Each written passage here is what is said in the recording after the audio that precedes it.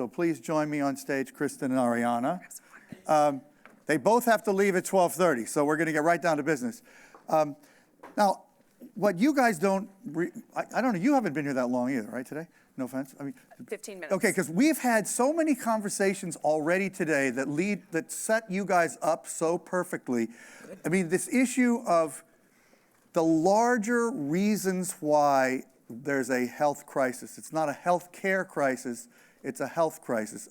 Esther Dyson was talking about it. So many people, Rob Andrews from the Health Transformation Alliance is talking about it. So in a second, I want you to talk what you're doing, but I want to first introduce you, and I'll start with Ariana because I've known you a while. You are really a pretty amazing person, and it's funny. It's not just that you started HuffPo and you wrote a book about Picasso, but I keep running across things you did even like 25, 30 years ago that I didn't even know about. That's because I'm 3,000 years old. No, but you wrote, I have this weird thing with literary magazines, and you have essays that I found that are so incredible from a long time ago. We had totally different last name and everything. And anyway, I just really think it's fascinating what you're doing, and I want you to tell us about it. But I'm just happy you were able to join us. Kristen is the CMO of JP Chase, which is not a member of the Health Care Transformation Alliance. But I don't know if you heard a little bit of Rob earlier.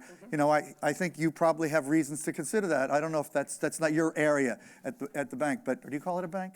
What do you call it? It is a bank. Okay. Indeed. I mean, it's a sprawling 150,000 employee. 240. Oh, but yes. Why did I have that wrong? It's a lot of people. So quickly, why are you up here with Ariana, and what are you, just start talking about what you're doing and why it's pertinent to a conversation on healthcare and to some degree the role of technology in healthcare? Sure. So I think it goes to the 240,000 employees that we have. And when you think about health and the cost of health care, as the two previous speakers had spoken about, I think the first revolution was fitness. Everybody got that. And then the second was nutrition, and cafeterias at work started getting more healthy, and executive dining rooms started getting healthy. And sleep, I think, is the last one that people are understanding is actually a relevant part of that equation. The third metric, I think, as Ariana speaks about it. So JP Chase was one of Thrive Global's first clients, proudly, because I think we understand that fitness and nutrition are only part of it, and we are not in an industry that's well known for cultivating sleep and mental wellness as something that's important. I think our CEO is a huge believer in it. He's a cancer survivor, and he understands the importance of sleep in his own regimen. And so Thrive was really the first platform, and Ariana is a great spokesperson for this, that had the data to prove it. And Thrive is a whole new approach to health, really. So what is Thrive Global? So Thrive Global is the company I launched on November 30th, and as you just heard, JP Morgan was a launch partner together with Accenture. And Thrive Global is really two main things. One is the corporate part. We go into corporations, whether it's big multinationals like JP Morgan or small companies that are growing fast, like our Airbnb, and we help them create the kind of culture that demonstrates through data that when employees take care of themselves, it's better for the bottom line. So we are basing everything on the latest science and the connection between well-being and performance. So the differentiator is that this is not the yoga journal. This is not like a feel-good benefit for employees. This has to be driven not just by HR, but by the C-suite, as happened at JP, thanks to you, Kristen, because the recognition that when employees are not taking care of themselves, everything is affected. First of all, their productivity, absolutely unequivocal data that we have been living under the delusion that in order to succeed, you have to burn out, right? We are all brought up like that. I famously collapsed 10 years ago because I believed that. And since the first industrial revolution, we've been thinking that human beings should be treated like machines. And the goal with machines is to minimize downtime. Now, but the human operating system is not a machine. So downtime is not a bug of the system, it's a feature. So we bring in the latest data, and then we bring in new role models, and that is essential because people don't just learn through data, they learn through stories. So that's where the media platform of Thrive Global comes in. And the media platform focuses on these two things. Think of it like the Huffington Post, only about one thing. If the Huffington Post is about everything, from Trump firing James Comey to Beyonce's twins to everything in between, we are only about one thing, which is how do we change the way we work and live to improve health, well-being, and productivity. And so role models are key. So the day we launched, for example, we had a piece from Jeff Bezos saying, why am I getting 8 hours of sleep is good for Amazon shareholders, making the connection between sleep, leadership, and decision-making. We had a piece by Kristen where she talked about taking the challenge that we launched at JP Morgan, which actually I think was pretty revolutionary. We announced it on stage at JP Morgan with their general counsel, who is the only woman general counsel of a major bank, and with a video that Kristen was the force behind, that invited all their 240,000 employees to take one of these 4 challenges. Now imagine a bank launching a video like that to everybody that asked them to, for 28 days, to work on their sleep, unplugging from technology, which we find is a major source of mental health problems, lack of sleep, etc., gratitude, and or mindfulness. I thought this was amazing, and Kristen had an incredible piece where she talked about how she was picking 2 of the challenges, sleep and unplugging from technology. They're related. She set her goals. The 2 are very related. And Kristen, you should talk about it, but it was amazing, and we had like such a great response, including from ABC Evening News saying, can you connect us with her? They couldn't believe that JP Morgan was advising their employees to sleep. You know, this is like the boiler room of burnout. So that's kind of the, you know, the culture shift that we're helping accelerate. Yeah. Yeah, it was amazing. When we first talked about, okay, how are we going to launch this? If we just talk about sleep and gratitude, we are going to sound like the yoga journal. So we had to make it competitive because it's a bank. And we had to make it sort of open source, user generated. So we had the video, kicked it off, and we honestly didn't know how it was going to go. We thought, okay, well, a few of us are going to try this, and maybe people will think it's hokey. And we were surprised at how much it took off, and people were really starving for it. And all of a sudden, it became okay to talk about how you struggle with sleep and struggle with unplugging from technology. And we took the Thrive HuffPo content model and had people blog about it. So it became more of a community support thing that seemed to work really well for our culture, and people loved it. So this idea of bringing things like mindfulness and meditation to banking is not intrinsically resisted based on your experience so far? People picked up on the sleep first. The sleep and unplugging with technology resonated the most in our industry. But are these other things going to come in the wake, do you think? They did. They did. And making that connection back to the importance of sleep was important. I'm curious, how many people in the room meditate in some fashion? That's I think there is a pretty big thing happening here. So I wanted to ask you, Ariana. Well, first of all, can I just say this is amazing, and I bet most people in your organizations don't know that. So I would love to invite you to write about it on Thrive.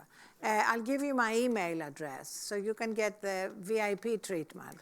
ah@thriveglobal.com. We are live streaming, Ariana, but okay. That's okay. Whatever. You know what? Honestly, I think this is key because just one more example. I was at the conference that JP Morgan had in Miami for their biggest private wealth clients. And Barry Summers, who is the CEO of the Global Private Wealth Bank, came up to me and said, you know, 10 years ago, he said, my life was like at a crossroads. I had put on weight. I was in a mental fog. My career wasn't going anywhere. I took matter in my own hands. I started sleeping for 8 hours, meditating twice a day. My assistant knows she cannot put any meetings on during my afternoon meditation, and working out every day. And nobody at the bank knew that. Honestly, there was somebody after my speech who came up to me and said, I can't do all the things you're saying. I have a very big job at JP Morgan. I said, who do you report to? He said, Barry Summers. I said, well, go talk to him because he obviously has a bigger job than you have. So then I was at the Fortune brainstorm in San Diego, and I said, Barry, it's time for me to out you. So he came on the panel and talked about it. And Kristen, I don't know if you've talked to him since, but he had an amazing response. Literally, people were lining up at the conference to talk to him. So I really urge you to tell your stories, because we're in this amazing period of transition, and multiple behaviors are coexisting. And the people who are practicing some of these things and getting benefit need to speak up, because we're still listening more to the people who are burning out and think that's why they're succeeding. So I want to ask you more about this period of transition, because obviously there are not that many people who are better at media than you. You've proven that. So, and I also know you wouldn't be starting a new company, no offense, just to consult with a few companies, right? So do you think that you can really push this idea, over an extended period as a way to help drive an overall societal shift that you see incipient? Absolutely. The goal of Thrive Global is to accelerate the culture shift. We're not arrogant to think we are creating the culture shift. The culture shift is happening. But if we can accelerate it, we are going to minimize a lot of suffering. As you know, David, you and I have known each other for a very long time. One of the things that got me into journalism and got me to found the Huffington Post was the recognition there is a lot of suffering in the world. Journalism can put a spotlight on, we can do something about it. The truth is, it's moving much more slowly than we wish. But this is a case where if we can actually change the belief system that drives most people and produce enough scientific data and enough role models who can really accelerate that shift, not just here, but around the world. The idea for launching this company, ironically, was given to me 3.5 years ago when I was in Hangzhou to speak at a Jack Ma conference, actually his first women's conference. And at dinner, and I spoke about Thrive, which was the name of the book I had just published. And at dinner that night, he said to me, the biggest crisis in China is going to be the stress of people, a lot of it exacerbated by technology. They have over 100 million people suffering from mental health, depression, anxiety-related issues. He said there is no market leader. If I were you, he said, I would leave HuffPost and launch this company and I'll back you. And at the time, I really thought, oh, come on, I'll never leave HuffPost. It's like my third child. I don't know what he's talking about, but I smiled politely and moved on. As this became a bigger and bigger issue for me, and I really wanted to spend 100% of my time on it, I did decide to leave HuffPost and launch Thrive Global, and Jack Ma is one of the early investors in the Series A. I just have to tell something funny. My watch just buzzed, and I looked at it and it said, breathe. It's some Apple app that I never even turn on that still does that every now and then. But it just underscores your point. There is something happening that we can't even fight here, right? Exactly. And this one little reminder during the day to sort of breathe can have a big impact on stress not becoming cumulative.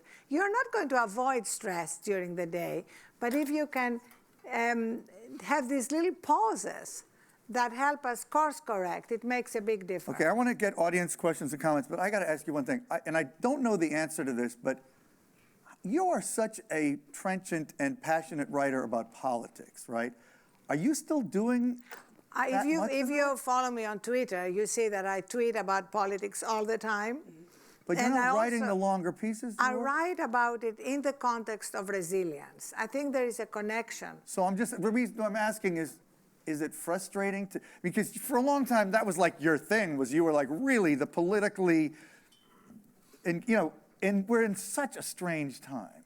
I know. Obviously, it's a time that includes a transition towards some cool stuff that we're talking about up here, but there's some other things happening. I think the two things are incredibly connected. How do you integrate that part of yourself? The two things are incredibly connected because I really believe one of the reasons why we're having such a crisis in leadership is that leaders are so disconnected from their own wisdom.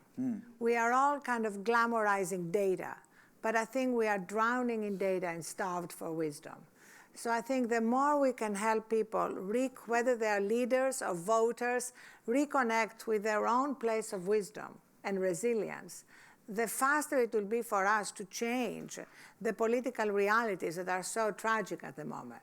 I don't think you can separate the two. I'm absolutely convinced about that. I mean, look at all the leaders who don't have the guts to stand up in the Republican Party and be direct and honest about what's happening. I mean, it's amazing that John McCain is the only one speaking out, and he had to be tortured for years. Well, who would have thought Lindsey Graham would be some kind of role model? I mean, really. Right. But not yet.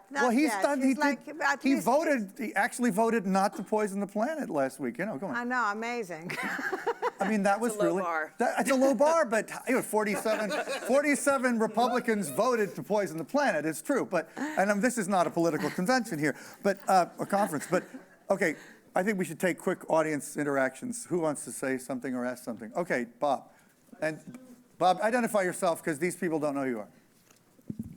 Robert Klitzman from Columbia University. I assume Thrive is a for-profit enterprise, Yes. and I was wondering what kind of business model there is, considering it's, quote, making money off of people relaxing and meditating, for instance. You know what? It's not making money off people relaxing. I think that's the old paradigm. It's making money out of people being healthier and more productive in their lives, and absolutely affecting the metrics of corporations and affecting the lives of people who make these small behavioral changes. The revenue model is revenue from corporations like JP Morgan, like Accenture. JP Morgan, we're not just working with executives, we're working with their call centers because they're dealing with some of the biggest stress. At Accenture, we're doing 100 trainings all over the world, in China, in India, in Argentina. We have dozens of trainers. So all our trainings range from live to online courses to what we call Thrive Tribe sustainability models. And on the media platform, the revenue model is native advertising and branded content series. Our launch sponsor was Quaker Oats. For a full year of branded content. We just launched a podcast. Our first podcast was with Jennifer Aniston. We launched it on iHeartRadio. Sleep Number, the mattress company, is the sponsor. So actually, we're very lucky in that, unlike most startups, we are not pre-revenue. We are post-revenue. And I think the reason why we are able to have such a thriving revenue model is frankly also because of where the world is and because of the need and the hunger for these. Okay. And I can say just as one of I our wanted clients, to ask you, go ahead. So we could have done this on our own, I guess, had a campaign to sleep 8 hours. It wouldn't have worked. So we needed Ariana as the spokesperson, and she's done a number of employee events and client events for us. We needed the media platform part of it, so the model of doing user-generated content and the 28-day challenge piece of it, and the idea that you had of outing the Barry Summers of the world to the people that have these stories. When I came up in my business, the person who worked the hardest wins. It was whoever worked the hardest got promoted, and changing that culture by having the people both at the top and in the call center talk about their stories was an important part of it.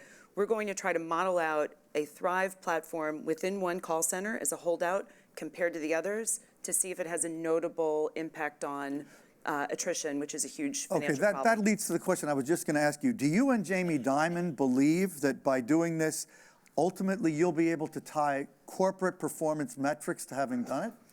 That's not why we did it, but yes. You do think so? Yes, and where you can prove out that data, I think a holdout of a call center will be an important place to do it. We ran the numbers when Ariana came and spoke at our senior leadership conference of what the added productivity and compensation would mean, but that was more just a wake-up call for everybody about why there's a business case per the Jeff Bezos piece to sleep more. Well, And Jamie ended his speech at your leadership conference, urging people to prioritize their well-being. That is a very significant change David, you've been writing about this business longer than anybody. Isn't that like... Corporate leaders don't like to talk like that kind of thing. Until they have Well, a it's like cancer you said, scare, and then they will. Because basically it implies an acknowledgement of vulnerability, which in leadership in the world generally is not considered an attribute of leadership. And that's going to your point about Washington. I mean, if you have an openness about the fact that everybody makes mistakes and you're vulnerable, you can actually make better decisions and have a better interaction and do more bipartisan cooperation and a lot of other things, don't you think? Yeah, well, everything is connected. And the key is that we all know that when we are running on empty, as Kristen wrote in one of her pieces, and she's actually a wonderful writer on top of everything else, which is helpful. It's good to have role models who can write. About how she can look back and identify that her biggest mistakes were made when she was tired. And you mentioned, Wow. Right, and I think that's where the business case of sleeping 8 hours really came for me, which is that if you don't, you may get an extra hour of stuff done, but the other 16 hours are going to be far less quality, and you'll And incidentally, bad the 8 judgments. hours, just so that you may be asking, how much sleep do I really need? And I've tracked all the data here. And if you have a genetic mutation, and 1.5% of the population does, so I'm sure there are some people in this room who can sleep 3 or 4 hours and feel great. And good for you. You have a genetic mutation. You can test yourself if you want to be sure. I know I don't. And the vast majority of people don't. The vast majority of people need 7 to 9 hours. You may feel absolutely perfect with 7, or you may need 8. You can decide that once you sort of test yourself and how you feel. But I just want to remind those who have forgotten Biology 101, you cannot train yourself to have a genetic mutation. Okay, at least one more comment or question. Please, over here, identify yourself, and because we do have to end on time, obviously. Hi, my name is Ray. I love what you said about leaders today are disconnected from their wisdom, and I'd love if you can expand on that. But beyond that, the whole topic of we're in a period of transition, and clearly things are going on in the world that require more thoughtful, more connection to wisdom. What's the next step? How to even accelerate this further, what you're looking to do? That's the question. Great question. Thank you. So precisely because we're going through such a time of incredible change, this is, nobody can just do maintenance, either in a business or in our own lives. Things are changing too fast. We need to tap into that place of wisdom more than ever. And I feel that one of the main next frontiers now is our relationship with technology. David, you've written a great book on Facebook. What we see is happening right now is that we are all addicted to our devices. Yeah, I'm glad you got to this. Yeah, go on. Yes, and we need to set boundaries to that addiction, because otherwise we are going to sacrifice our very humanity. And we have partnered at Thrive Global, the media platform, with Tristan Harris, who was recently profiled on 60 Minutes, and you heard him speak at DLD and at TED. And he was a Google ethicist and a product engineer. And he basically has analyzed the way that all the social media and other technology companies are truly, in an attention economy, hijacking our minds. And this is not an even battle, because you may think, oh, I have my willpower, but as Tristan says, you have 1,000 Facebook engineers and 1,000 Snap engineers and 1,000 Google engineers who know how to hook you. And it's particularly dangerous with teenagers. You see anybody here who has teenagers can actually testify to the fact that this is a real addiction. And teenagers are increasingly outsourcing their self-worth to the number of likes their salad gets on Instagram. And this is just not sustainable. So this is where we also need new role models. So on Thrive Global, for example, we had Selena Gomez write about how she regularly does a digital detox. Now, teenagers who won't listen to me or to you, will listen to Selena Gomez. So again, here we're bringing in new role models. Kate Perry did an Instagram that went crazy on Sunday with a pillow we had sent her. We've produced these pillows that say, sleep your way to the top. And she did a little Instagram, I don't know if you saw it, with her little pillow, sleep your way to the top. Suddenly, this is like the new craze online. So we can use social media to accelerate the adoption of these things, because basically we can use technology to help us set boundaries to our relationship with technology. I think this is an existential battle. It's, as Tristan has this great phrase, it's a gunfight, and you don't bring a knife to a gunfight. So we are using everything, including we're launching a new app. We are working with Samsung on that, which basically will help you turn your phone into a dumb phone for specified periods of time, and you can't override it. But in order to accelerate the new cultural norm adoption, David, if you texted me, and I had power down, you would get a text back, Ariana is powered down until 3 p.m. Wow. So not only it's bi-directional, which is very important. And the second thing is it will give you a mirror of your social media consumption. So it will say, David, you spent 7.5 hours on Instagram last week. May we suggest you cut it down to 7? You know, if my daughter's in the room. If you say yes, it will give you milestone warnings, and at 7 hours it will cut you off. So basically, we need support. We can't just pretend that we'll do it on our own, because the power of all these ways to hijack our mind is very great. Well, I know Kristen has a plane to catch. We got to wrap this, but thank you so much, both of you, for being here. And I'm so glad you said that last thing, Ariana. It was really good. Thank you. Thank you so much. Bye-bye. See you soon. Thank you. Really, Thanks, thank you. David.